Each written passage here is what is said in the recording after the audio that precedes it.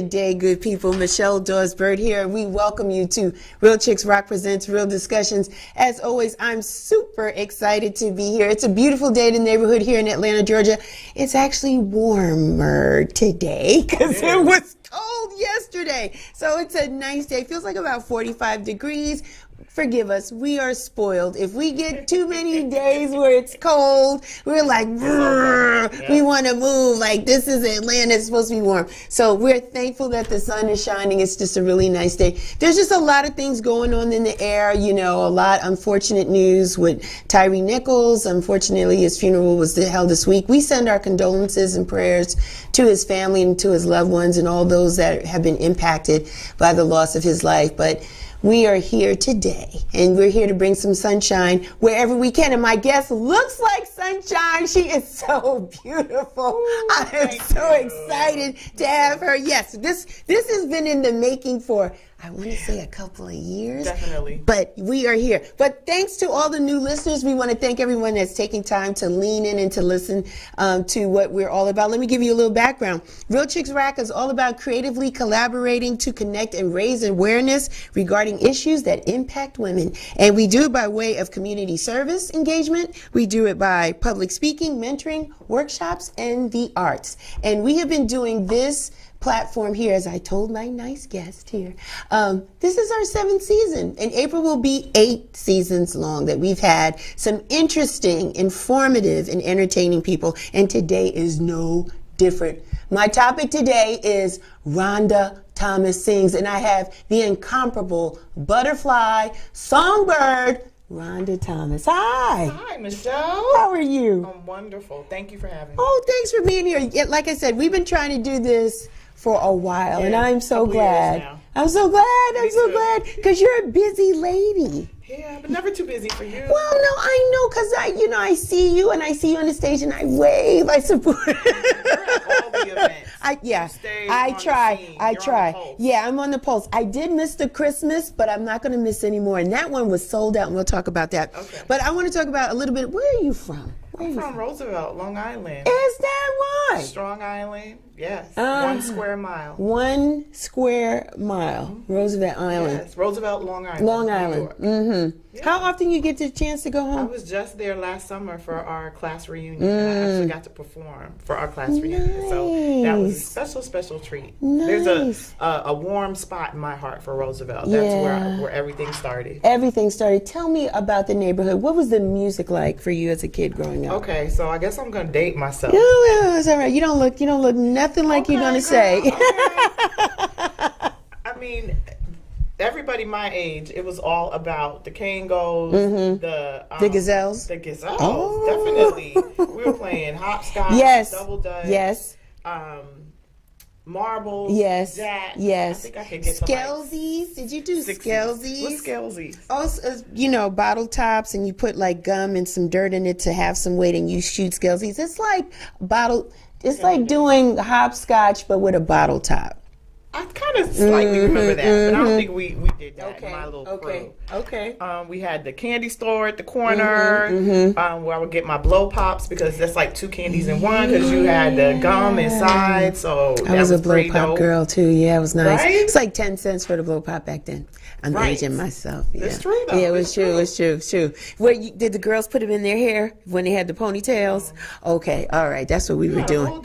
We had a whole different vibe in the Bronx, girl. I think that LL Cool J was singing about us when he's singing Around the Way Girls, because we had the blow pops and the hoop earrings. Yes. Definitely. But yes. We didn't put, they put the 2 little blow pops in there. Anyway, we digress. So, for your neighborhood, so what was the music you were listening to at that time? Hip hop, the bars, Public Enemy. Of course. I mean, that was later on. Yeah. From Roosevelt. So, Guy is from Roosevelt. Really? Howard Stern is from Roosevelt. Okay, we'll let that sit. Right. Okay, Dr. all right. You have a lot of iconic people from Long Island, that area. Was the music. Yeah. I remember Unlimited Touch. You know? Yeah. Yes, I hear the funky beat. And I get down. I get down. Yes. Right? Yeah, that was nice. You down. I used to roller skate to that. Right? That was awesome. Roller skating. I forgot about that. Yeah. With the pom-poms on the skates. Roosevelt roller rink. I forgot about that. So that basketball, handball. I did not play handball though because I felt like my hands could not take that. Yeah. My hands are delicate. Uh-oh. Can't be. Uh-oh. We had the skating rink. Yeah. We swam. We had a pool there. But basketball was the thing. Did you come into the city a lot from Long Island as a kid, hanging out on 42nd and Times Square and all that I stuff? actually danced. My mom had us Really? the cultural aspects of New York. So I danced with the Dance Theater of Harlem and the Alvinelli Children's Company. Good for you. Every Saturday we were there. What was the age group? How old were you? Can you remember? Teenagery, preteen? Preteen. And in Roosevelt, I actually went to Public Enemy. Yeah.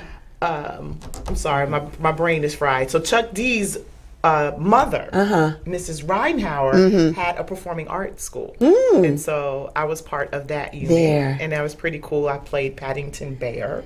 Isn't that cute? She lives in Atlanta now. So I've seen her a few times and we've talked about that. She was like, "You're my star pupil." I was like, okay, Paddington Bear. I guess I had it down. Yeah. What else? Dickerson Performing Arts Center. That was in Freeport, which I was 2 doors down from Freeport. So my walk to Roosevelt was long. Like it was probably that 1 square mile all the way to that school. Wow. And what was the other spot? I can't remember it, but I'll remember it as we keep talking. So you've always been in the culture, like culturally, like a dancer, loving music. Were you singing at this age too, Rhonda? I was. I started singing. I remember now, Adele Johnson. Okay. That was the dance school. And that's where, I guess I started singing there because I was tap dancing and doing modern art and jazz, and they wanted me to sing a song. I Enjoy Being a Girl from the Flower Drum song. Wow. Musical. That's like a Rodgers and Hammerstein kind of Broadway show, a movie. Yeah, I remember that song. I remember that. Before that, I went to Centennial Avenue School. Okay. There were 3 or 4 elementary schools in our neighborhood, in our area. And then we would graduate from the elementary school in 6th grade. Yes. And then we would attend Roosevelt High School, which was a senior high school. So we were there from 7th to 12th grade. Wow. And when I was in 7th grade, Eddie Murphy went to my school. He was in 12th grade. I forgot about Eddie Murphy. Oh, girl. Right. Girl. But in Centennial, so back to your question, my principal, his name was Mr. McElwain. He was going to have a talent show. And he announced it, and I told my mom when I got home. I was like in 1st grade. Yeah. And she said, "You go there the next day and you tell him that you know how to sing." And I don't even think I knew how to sing. But I did what my mother told me to do. She said, "Go talk to Mr. McElwain." So I remember, and I tugged because he always had on a fly jacket. Okay. He looked good, and he had his afro and his mustache and his glasses. And I said, "My mother said I'm supposed to let you know I know how to sing, and I'm supposed to be on the talent show." Right. And he looked at me and said, "Okay." And that's really where it started. I sang Somewhere Over the Rainbow. Wow. How 1st old grade, were you? 7. You've been singing since 7? My mom used to have me sing in the living room, and she would have me keep walking farther back in the house until I was on the back porch, and she pulled the window up, and she kept saying, "I can't hear you. Sing from your diaphragm. Wow. I can't hear you. Sing out. Sing out." That's where it started.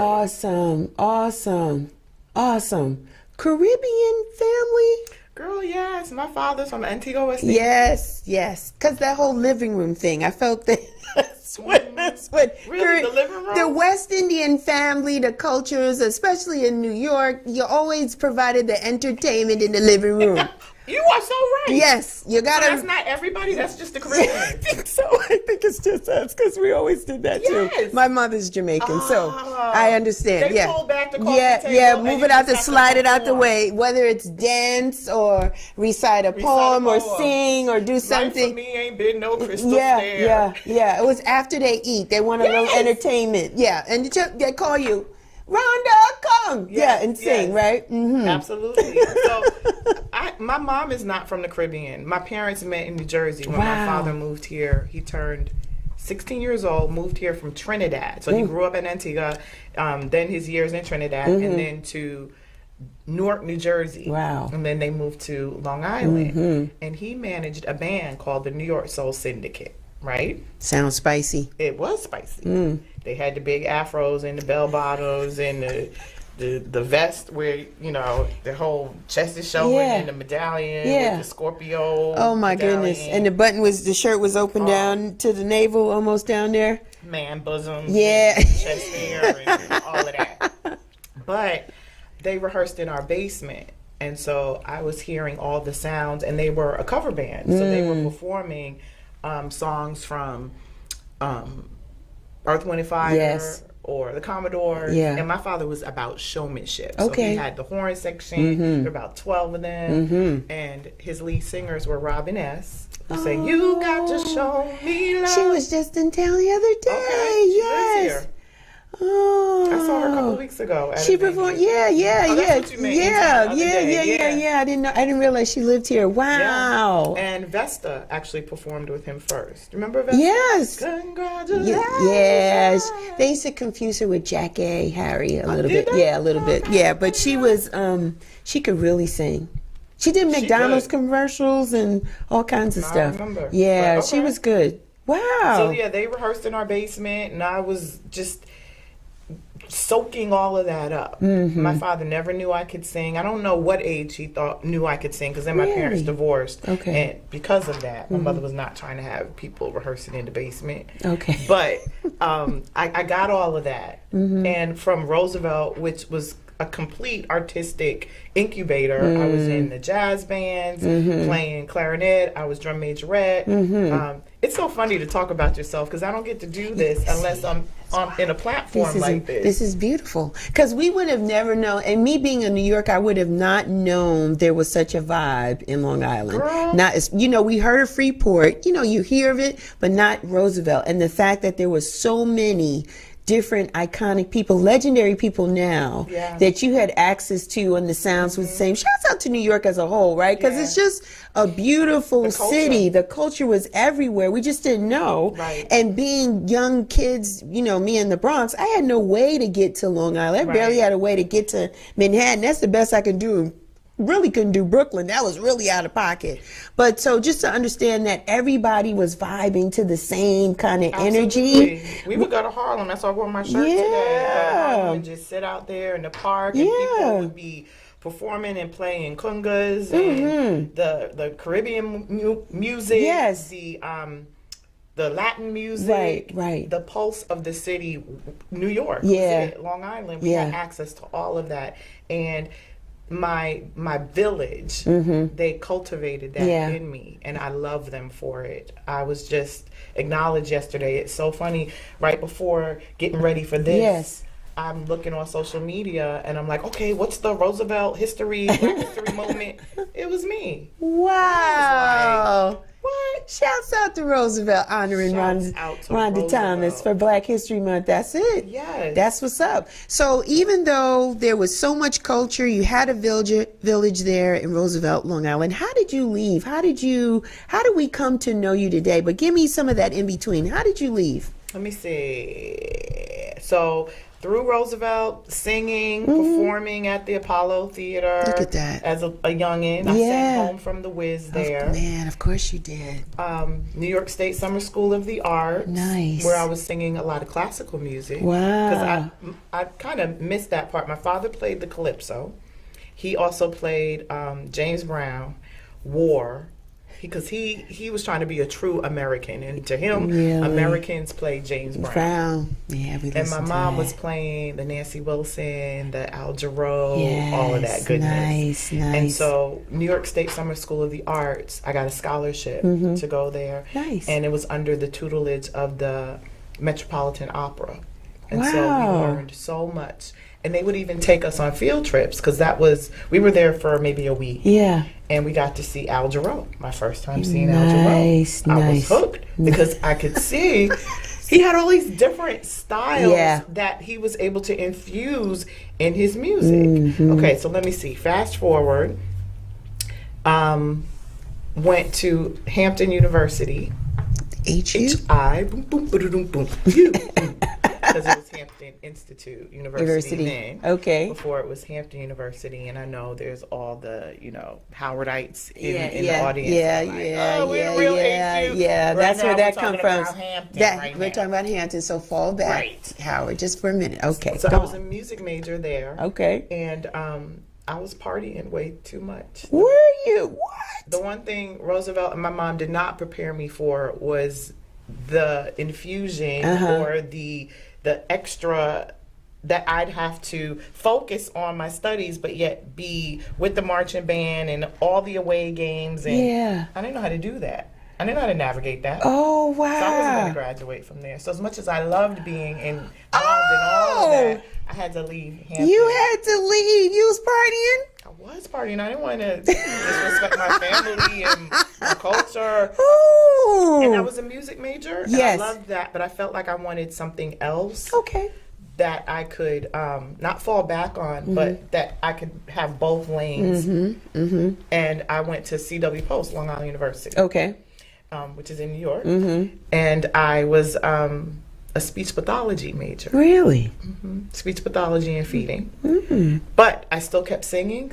Went to New York, still sang at the Apollo, still hung out at the garage because I loved all styles of music. So that was my house vibe. Love dance. That was my jam. Okay? I was at the garage right before it closed. Oh, man. Dating myself again. Okay, yeah. While you were doing the garage, I was in Zanzibar. Okay. Because I went to school in New Jersey. Okay. And so those ends didn't always meet. I thought about the toll. Even back then, the tolls were only $1.50, $1.75, $2. I'm aging myself because it ain't nothing like that now. And I can only go to the garage on holidays, like when I was home for the holidays. But man, what a vibe. So Zanzibar kind of, mimicked the same energy from the garage. Definitely. So I felt like I was still in the numbers. I was still in the space, but yeah. And you were getting the same music. Yeah, same music. Yeah, and the same performers. Because if they went there, sometimes they would hear Jersey. Yeah, I was getting CeCe Rogers and all that kind of stuff. It was awesome. So yeah, those were some really great days. So house was your thing. House was my thing. I loved jazz. I loved R&B. Yes. I loved funk. I loved soul. I loved soca. I loved reggae. Yeah. I loved the classical music. And then house. That was my heart. And then what happened? I went to CW Post, Long Island University. Then I went and got a master's degree in Connecticut at Southern Connecticut State University. All right. Really had to hunker down. Yeah. But I still wanted to sing. Yeah. Okay, that wasn't going away. Yeah. So I was singing in clubs there, singing in clubs in New York, singing in clubs in Connecticut. So when did the singing for you really be like pop for you, and you said, you know what? Speech pathology, doing that, having those degrees were really great, but I really want to sing. When did that really hit you? I think I did both the whole time. The whole time. I did both. I never stopped singing. Even when I was in graduate school, I was singing. And then I moved here to Atlanta, and I got a great job with Children's Healthcare of Atlanta. Yeah. And I was singing at a jam session, and someone said, "Do you want to sing background for Isaac Hayes?" Just like that. Just like that. And I said, no. Why? Because I had a job and I was trying to be responsible. And I had now she wants to be responsible. Now she wants to be responsible. I couldn't, because it was not just sing background. It was, we're going on a European tour. Yes. How am I going to leave my job? So I have a black mother. So I told my black mother.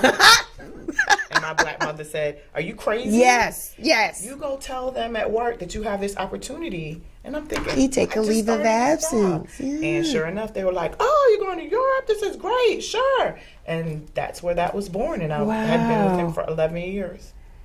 No regrets. Aren't you glad you did that? I'm really glad. I will say this. I was comfortable.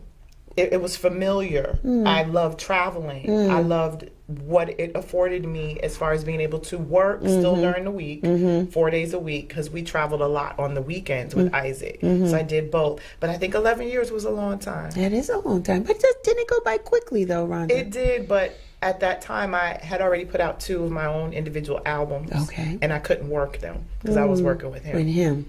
And Breathe New Life was the second album, and it really did well overseas. And I should have been working that album. But Isaac was so cool because he shouted out my album. He let me sing with him on his song "Do Your Thing." He would shout out my website on stage. So it's hard to know what you should do. Yeah, it's hard to know when to leave and just go off on your own. So sometimes I regret that I didn't just take that leap of faith and leave everything and just say, okay, I'm going to pursue this career. And then on the other hand, I look at what happened during the pandemic and I'm like, whoa, I have a whole nother career. Yeah. And some of my friends that are in music, everything has come to a halt. Yeah, how about that? Yeah. So you talked about when did you know you were going to sing? I kept doing both. You kept doing both. Kept doing both. And you know, and we have to, you being with Isaac, I'm sure you learned so many things, right? Just the business. And he seems like, you know, we're on the outside looking in. He seems like a pretty decent guy, but you got to learn the business and what goes on and traveling and going international and all that comes with it. So now when you step away from that, you know the business. Right. I know how things are supposed to be run. I know how you're supposed to talk to your staff. I know there's going to be things that happen on every level as far as sound or lighting, snafus and all of that. Right. But I meet so many people, Michelle, that are just so vain. I'm going to sing Carly Simon in a minute. Oh, you're so vain. I was like, was Carly Simon vain? I didn't know she was vain. But the song, when the song just pops, I'm just going to sing it. Really? And of course, in this game, a lot of times that vanity is insecurity. You know, it is. And so I didn't feel any of that from Isaac. I never did. And he could have been that dude. Yeah, could have. He will give you the shirt off his back. He gave me his coat. Well, most of the times he didn't have no shirt on, Rhonda. Girl, when he was come on now. when he was performing, from what I remember, just the chains, you know, and that sexy ball head. Yes, and a smart man, very smart, an educated man, well spoken. It's good. Songwriter, great ideas. You know, he was the voice of the chef on South Park. So we had to sing that song, Chocolate Salty Balls. I could have had that part of my life out, but you know, it's all part of the story. Chocolate Salty Balls. Yeah. Do you know that song? But I'm not going to sing that. I'm not going to sing that on the thing. I'm not going to sing that song. I'm not going to sing that on the show. No, no way. So 11 years, and so now you decided, listen, I'm not going to do this with Isaac anymore. So how do you really fuel your own career? So I didn't get to say, oh, I'm not going to do this with Isaac anymore. The forces of nature actually happened. Right before he passed, I went up to him and I said, would you record your song, Do Your Thing with me? We sing that already on your show. And he said, how many years you been with me? I said, 11. And he said, of course I'll do that. So we went into his studio and we recorded Do Your Thing. It was just such a great, awesome experience. He was about to do a Stax reunion tour, so we were getting ready for that. But with Do Your Thing, that was supposed to be my platform, according to him, where we would be able to use that as an outlet to have radio stations and people hear me through him. Right.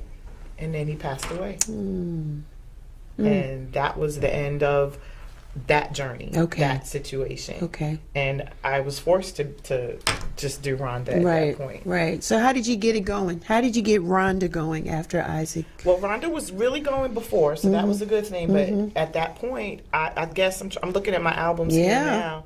I think I still, Listen was 2010, so Listen was after Isaac, I think. I'm going to grab all It's hard to remember now.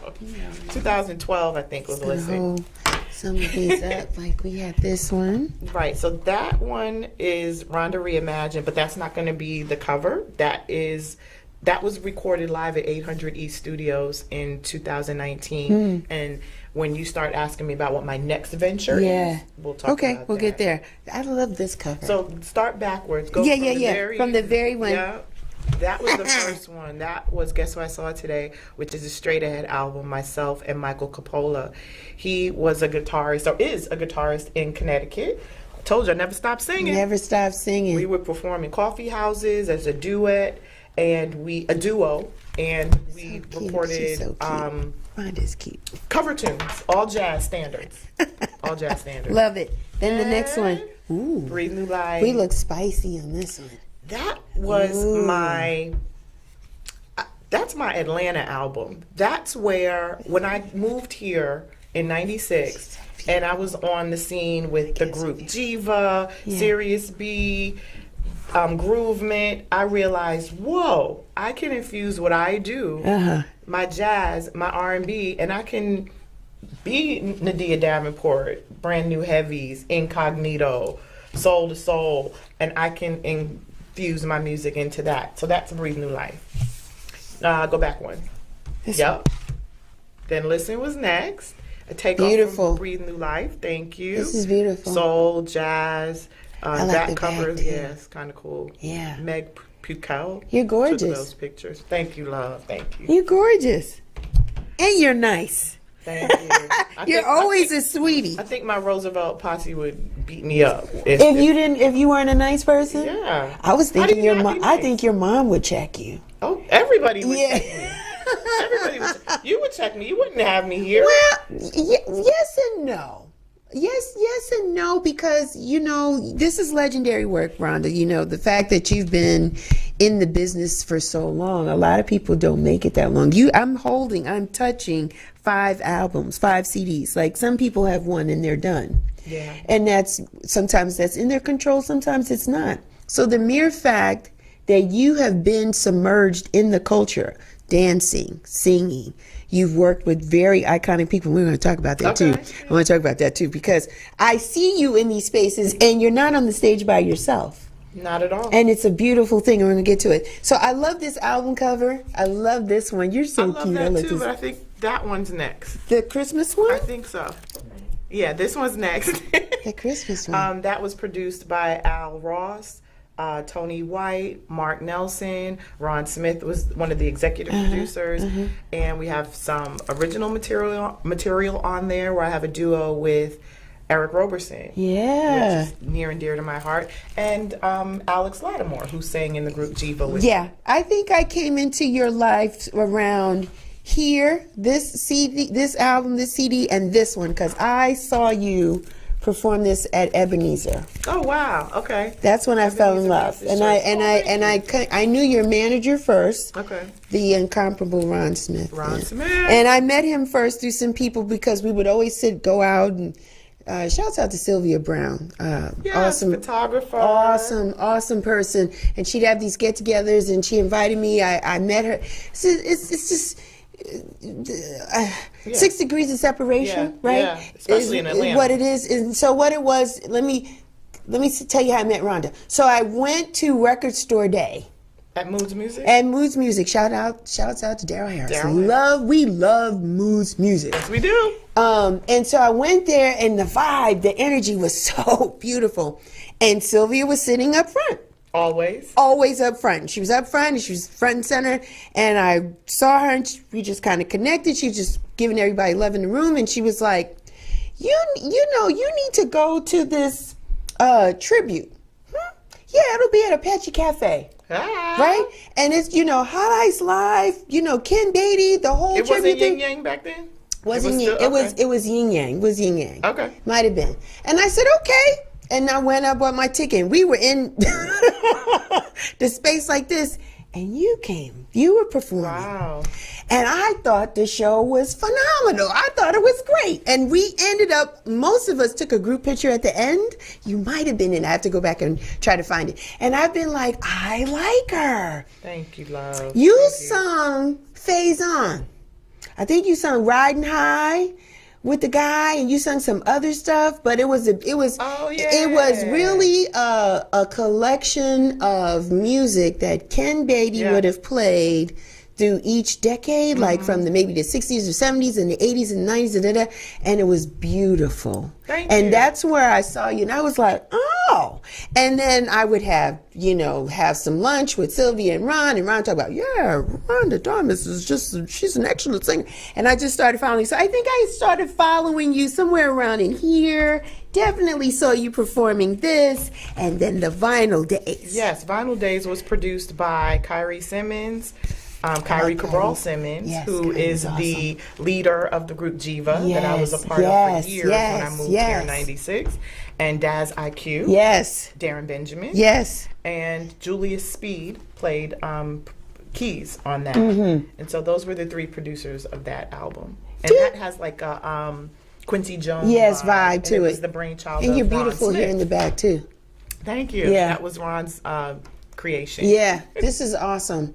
Do you like singing, writing, performing? What's your favorite out of those? Singing, writing, performing. So what do you mean when you say performing? When you perform, do you like doing it in front of an audience, or do you like recording in the studio? What is your my jam? What is your jam? I like to write when I'm moved to write. Okay. I'm not one that's going to write every day, and I'm trying to change that. I need to do that more.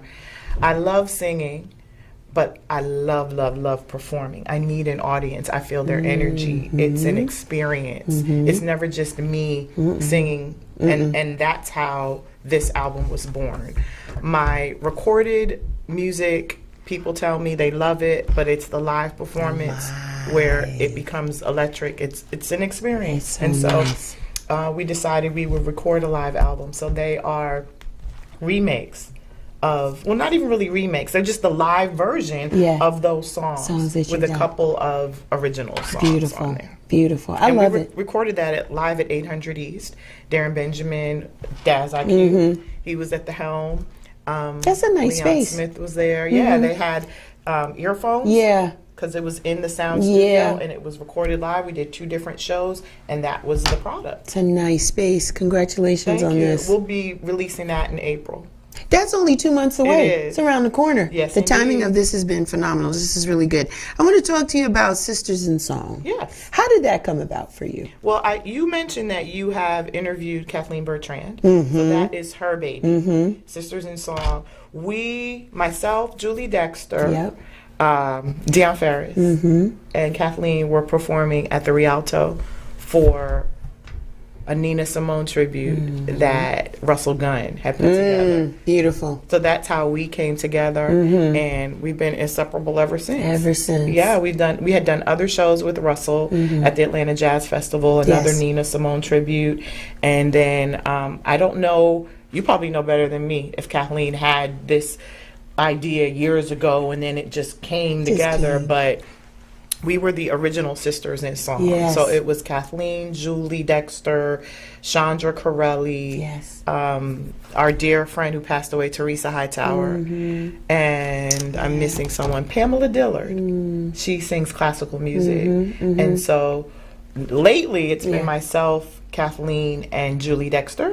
And she will sometimes bring in other artists like Carmen Bradford or Brenda Nicole Moore. Amber Iman. I think those are all the people that she's brought in. I've seen your Sisters in Song performance more than once, but I loved it at the Ray Charles Theater Auditorium at Morehouse a couple years ago. Beautiful. Thank you. Beautiful. I love all these opportunities that I have to keep Rhonda in the fold, but to branch out and perform with others, because I so appreciate that energy. It allows me to do different things and just move and flow and ebb and let go. I don't have to worry about too much when I'm singing with Kathleen. She's taking care of the band. That's true. She's taking care of the venue. I just have to show up in a gown and just be Rhonda. Pick my songs, do my makeup, and make it easy and flowy. And then you guys did do Sister in Song at the Jazz Festival. We did. And Julie that was wasn't on beautiful. That was beautiful. Thank you. That was a Sarah Vaughan tribute. That Kathleen put together. That was so good. And you know what it is? What I really appreciate the fact, Rhonda, is that your career has allowed you to be in front of different settings. So we can never get tired or bored, right? Because you're at the Jazz Festival, you're at churches, you're at festivals. You did the South Fulton Festival last year, right? They celebrated their 5th year of being a city, right? And so they thought so much of you to have you there, and it was awesome. So it's like you're in different places so people can get a whiff of who you are. Right? Absolutely. It's an awesome opportunity. And I love the fact that I can sometimes just perform like I did here 2 days ago, myself and a keyboardist, Yes. Al Smith, Right. who wrote a lot of songs on some of these albums.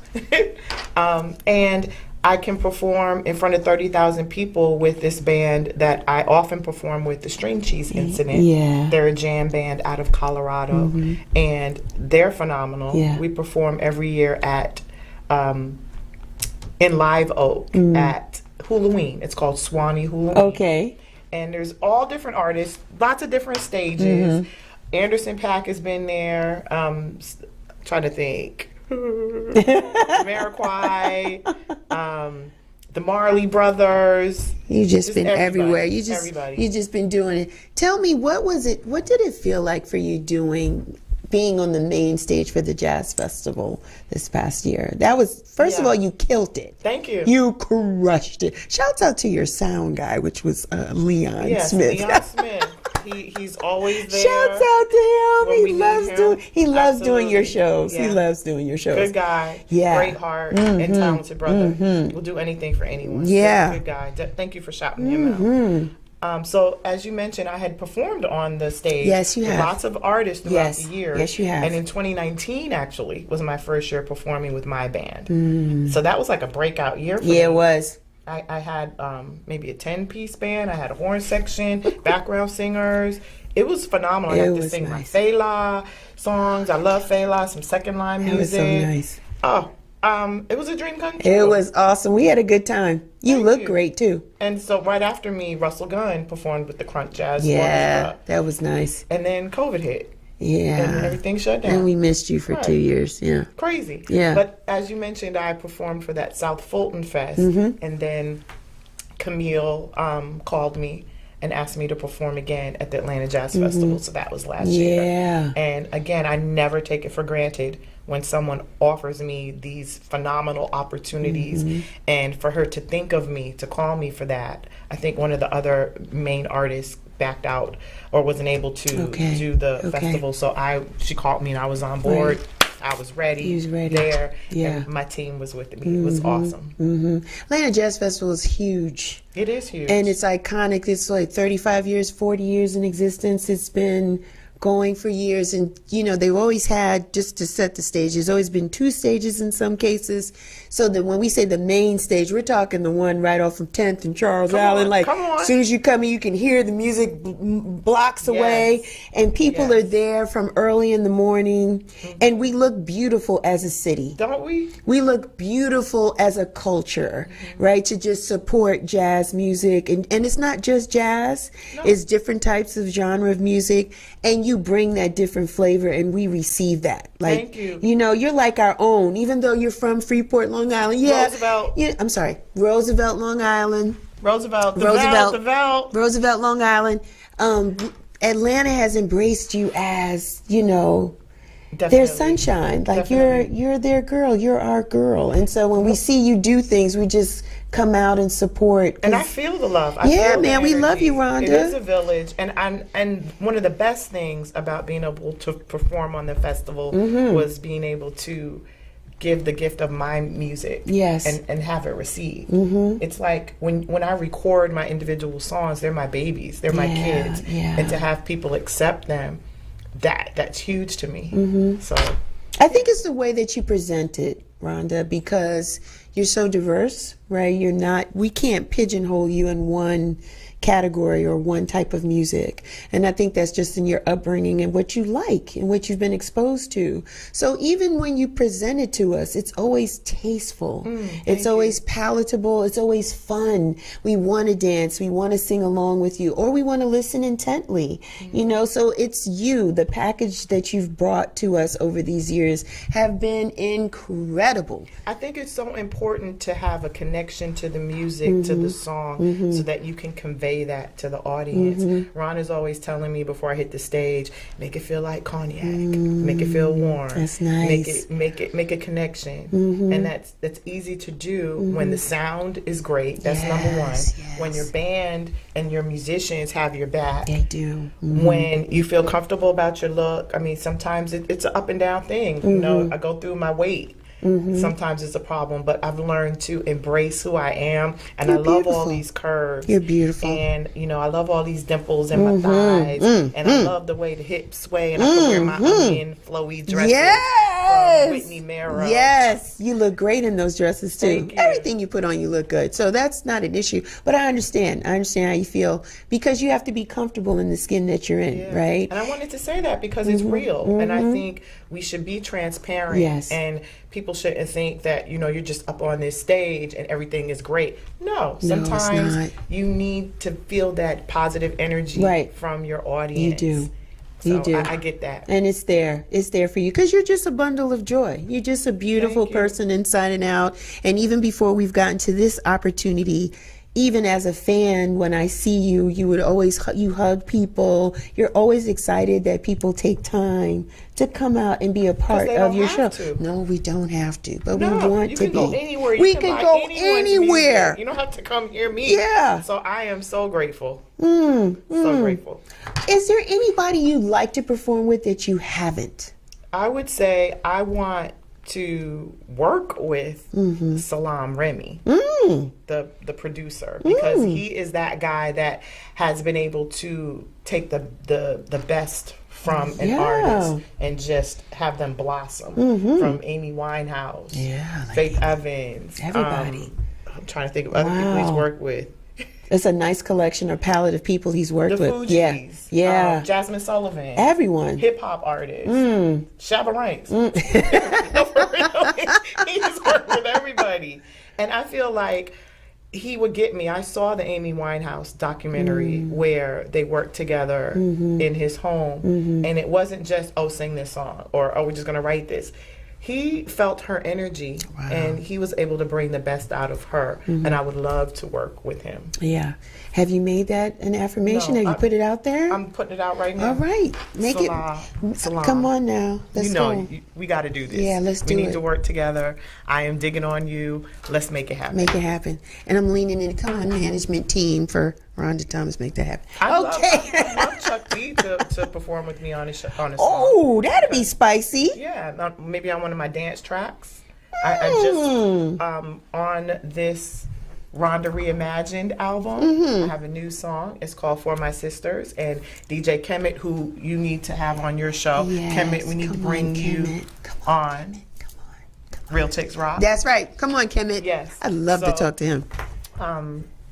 That song, I would love to have Chuck D come in and help me with my next venture, which will be dance music. Yeah. They need to be playing it in the clubs. Come on, Rhonda. You're holding out on us. Hey, it's coming. It's coming. One step at a time. And you know, listen, this was good to have you because you're typically everywhere. Like you're doing different cities, you're in different venues. You're not always here in Atlanta. No, we're real selective about where we perform in Atlanta. We may perform 6 times a year. Maybe. Yeah, Maybe. We perform a lot in North Carolina and Florida. They've really embraced us there. Atlanta's my spot, though. I mean, I consider myself an apple peach cobbler. Big apple, peach, Atlanta. I'm going to borrow that. So, but I feel like we want folk to want to come and see. That's right. Yeah. We want it to be exciting for them. Yeah. So we want to give them something different, and we don't want to oversaturate the There market you by go. always singing here on a regular basis. Right. Which is good. Which is true. This is why Christmas you were sold out. We were in North Carolina, and we definitely had a really good crowd here in Atlanta. And we made sure that we performed first that day at the senior center because we Nice. like to give back, and we love our seniors at the center. And then that night we had a show in Atlanta, and my friend Kyrie Simmons, he was Yes. on bass. Always. And He's I good. love Kyrie. He came like in from Kyrie. Seattle to play with us. Some of the musicians I love, Mr. Tyrone Jackson on keys. I don't know if you know him, but he is also teaching over at Kennesaw and working on his Nice. doctorate. Nice. So that's nice. Little John Roberts. Yeah. He's performed on my albums. Yeah, I he's love good. working with him. He's good. Wellington Boo Britt, 6'7", 6'9". He's a tall brother, and he plays drums, and he has such great energy. Yeah. And so some of the other folk I want to work with, Salam Remy, Chuck D, Yes. Gregory Porter. Nice. I see that. I'd love to perform with Simma Funk or Tank and the Bangers. Tank and the Bangers. That would be cute. Right? That'd I be just love their awesome. energy. I love what Me they do. too. Simma Funk. Did I say Simma Funk? Yeah. Already? Yeah. Just these artists that people say there's no new music or no good music. I don't know what they're listening to. Yeah. But I'm all about the world music now. That's my thing. I love the percussive elements in music, and that's why I scat so much. And I want to infuse that in my dance music. You know, she's passed, but I could have seen you doing something with Nancy Wilson. My mom's favorite artist. I could have that could have happened easily, even if it was just a track or two.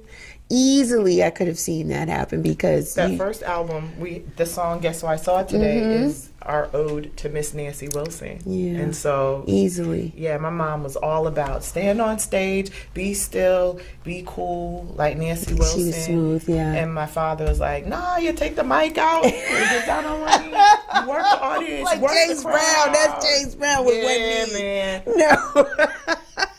I wish I could have worked with Al Jarreau. Oh yeah. Because okay, so this is my quick Al Jarreau story. I am on the Tom Joyner morning show cruise, Tom Joyner cruise with Isaac Hayes' band. And we're in one of the auditoriums on the ship because we all had to sit in the auditorium, and then you go up on the stage to the left. I could see it. Go up on the stage to the left, give them your passport, get all your credentials. And as I'm walking back, I'm walking through the aisle, and Al Jarreau's on my left. And I'm passing him. I'm like, do I say anything? I can't. I'm just going to keep walking. I'm gonna keep walking. I don't know, but I did. And I said, Mr. Jarreau, I know everyone says this to you, but I'm a huge fan of you, of your work, and I got to see you when I was in New York State Summer School of the Arts, and then I started not knowing what to say. Oh. And so I felt crazy because I don't like really speaking a lot. So I just said, it has occurred to me that you don't see me. You won't see me. It has occurred to me that you don't see me. And he started singing with me. You won't see me. It has occurred. And when he started singing with me, he was like, and I was like, okay, bye. And I walked away. Because I was like, what? He's like singing. I don't know what to do. I don't know how to say, can I sing with you? Girl, I just walked away. But I got to hear him again another time on another cruise. But I would have loved to have worked with him. You're so good. You just dropped that on us like that, Rhonda. Thank you. Oh. That dude right there. Man. You know, he won Grammys in 3 different categories of, what was it? Let me get it right. Jazz, pop, and what's the last one? Jazz, pop. I can't think of it right now. But yeah. Must be R&B. It must be R&B, jazz, and pop. Grammys in all 3 areas. You just dropped that little, I'm still marinating on the bars you just dropped on me with the little finger snapping like, girl. I'm just glad I got to sing with him. Yeah, you I did. feel like that was my moment. You did. I didn't just walk away because I would have felt bad about that. But to have him join in, he was like, oh, you know my song. Yeah. It's like, yes. So I will always cherish that moment. You're going to remember that forever. Mm-hmm.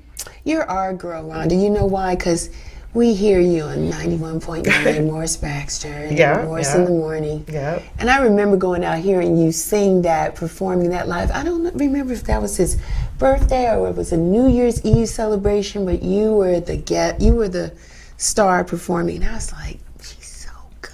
Thank you. That might have been one of his birthday parties, maybe at Sweet Lounge or something. So CLK, let's talk about WCLK. Yeah. Let's talk about how it's so great to be in a city like Atlanta where you have access to a record store like a Moves Music, where you have access to venues like when we had Yin Yang, which is so iconic, and then you had a place to record your music and then have it played by a Ken Beatty at WCLK. Did you know Ken Beatty? I didn't know him. I listened listen to him. I used to listen to Hot Ice every afternoon when I first got here in Atlanta. So I never had the opportunity to meet him, but heard great stories. When I talked to Jamal Ahmed, that's what I was just about to mention. I had him here when he celebrated 25 years of being in the business, and he just paid homage to Ken Beatty. So I know, and they have been, to me, the station has been the backbone or the core, and it allows us to connect, right? Absolutely. Because we feel like we know you because we hear you.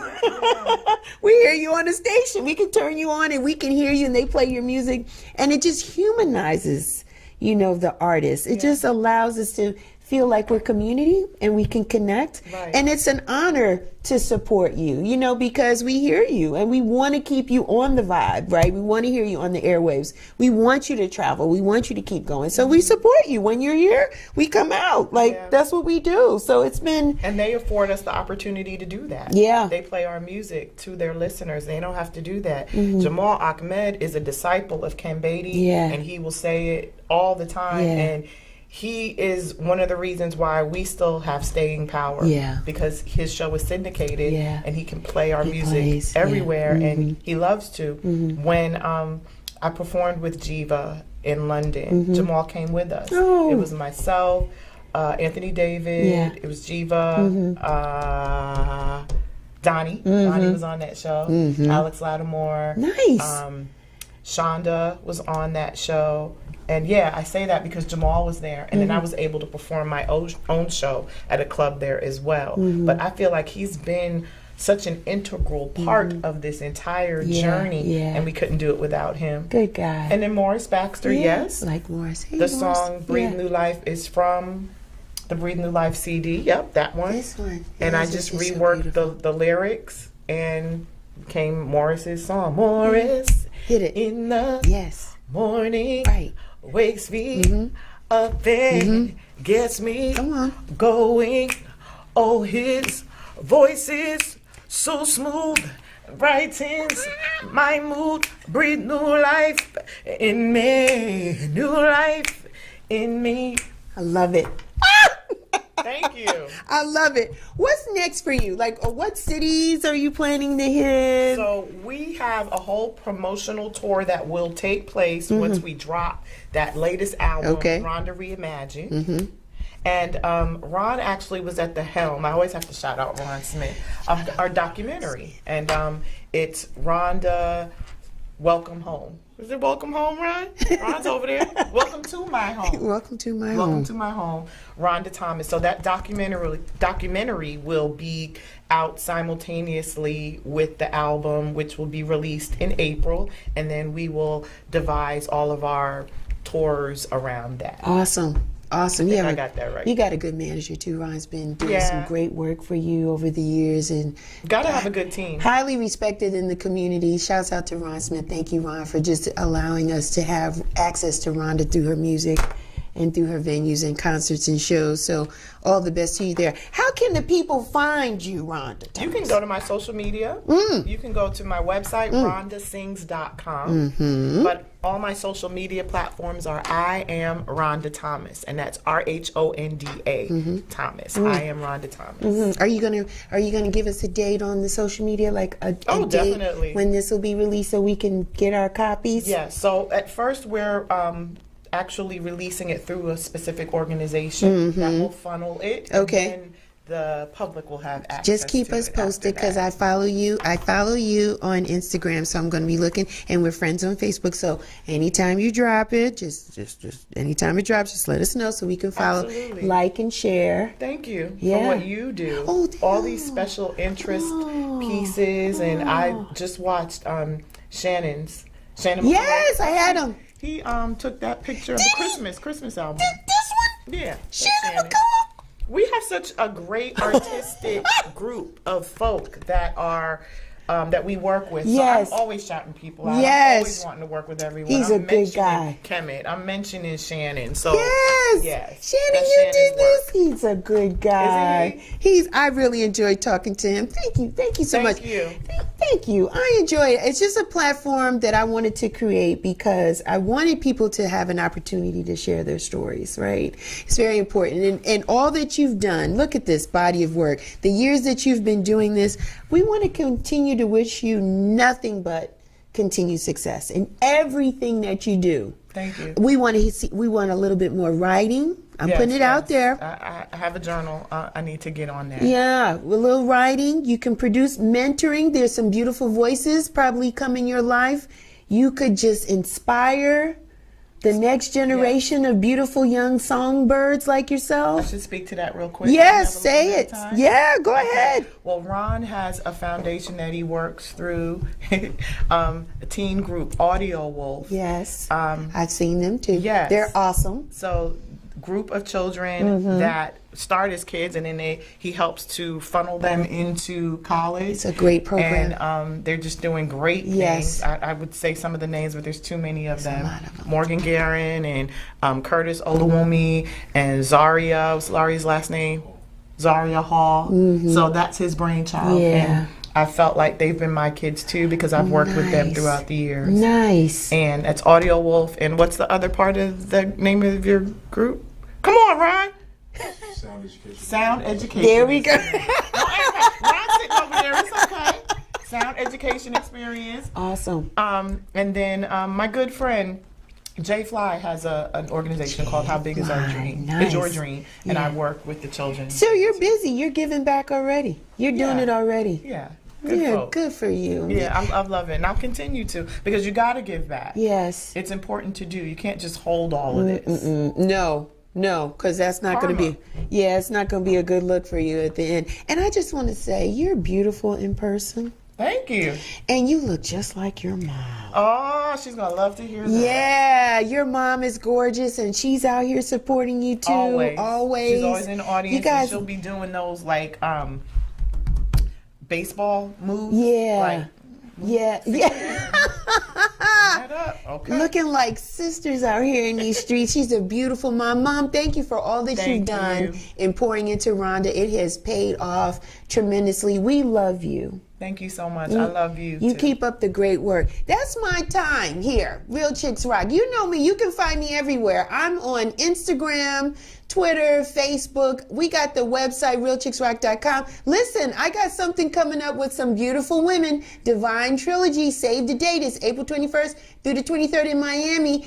Keep us posted. We're going to post some more details coming up in the next week or so. Yes, but it's all about art, fashion, and community. And I love all three of those things. So we hope you can join us in the beautiful city of Miami, Florida. Until next time, I want to leave you with this. And especially Rhonda will appreciate it because she is from New York. And so she remembers listening to Frankie Crocker. Oh! 107.5 WBLS. I loved him. And every night before he'd leave, he would say, may you live to be 100 and I live to be 100 minus a day. So I never know that beautiful people like yourself has passed.